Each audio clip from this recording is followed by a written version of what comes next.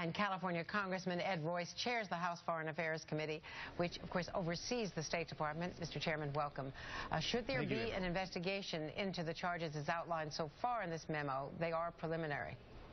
Well, absolutely. You have a situation where senior political appointees at the State Department leaned in and in these reports clearly attempted to call off investigations, manipulated investigations, not just on misconduct, but on allegedly criminal activity here. So the other aspect of this that is really off-putting is that for 4.5 years now, we have asked the administration to appoint someone in that position in order to have in the Inspector General's office the authority and responsibility. And instead now we find that the political appointees going all the way up the chain have been involved in this particular suppression. Are you sending a letter or demanding some kind of action from the State Department?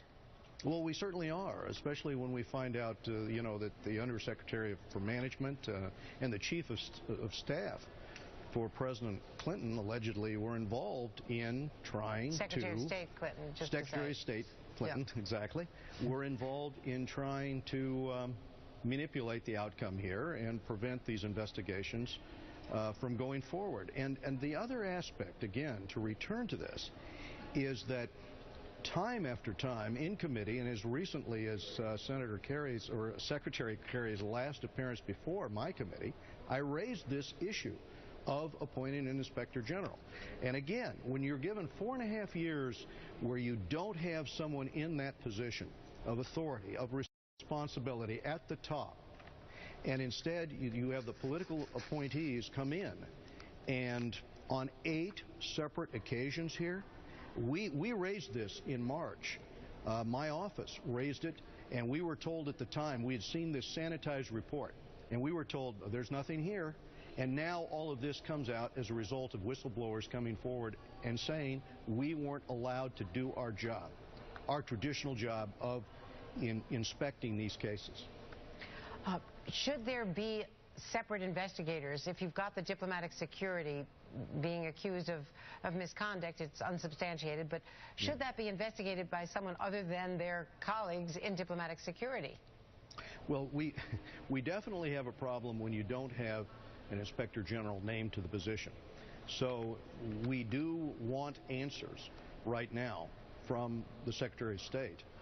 And going forward, we want to see a serious investigation that is independent. As you point out, that's what we want to see, is independence, and we have to be certain that we won't have a situation where political appointees can come in again and manipulate the outcome, influence the outcome, or in the case of this report, actually call off the investigation and suppress it.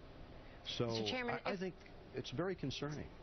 Excuse me, I didn't mean to interrupt, but if these charges are proved to be true, should these agents be fired as their counterparts in the Secret Service were after the Cartagena scandal? Well, I think if it turns out to be true, then I think the appropriate matters will be taken, and they'll probably be relieved of their position. But the point here also is, why is it that the Undersecretary for Management, why is it that the Chief of Staff for the former Secretary of State did not instead ensure that this was surfaced, dealt with promptly, and resolved? And as I say, it's not just what happened at the lower level. It's the engagement of the political appointees in the process, which undermines the ability to have that deterrent effect, to have those investigations be successful and in real time, you know, have decisions made. And this is my criticism of the administration, to go from day one for 4.5 years without putting in place the Inspector General, whose responsibility it would be to see to it that someone stands up to the political appointees and sees that the proper role of investigations is carried out.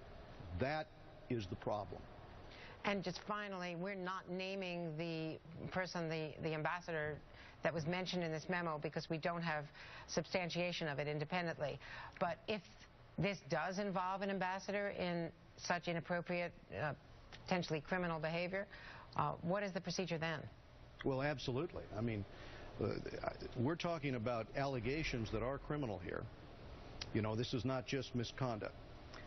But again, that's why it is important when an investigator surfaces this that the investigations go forward and not be suppressed, not be influenced and called off in order to send a message throughout the corporate culture, or in this case the institution, that this won't be tolerated.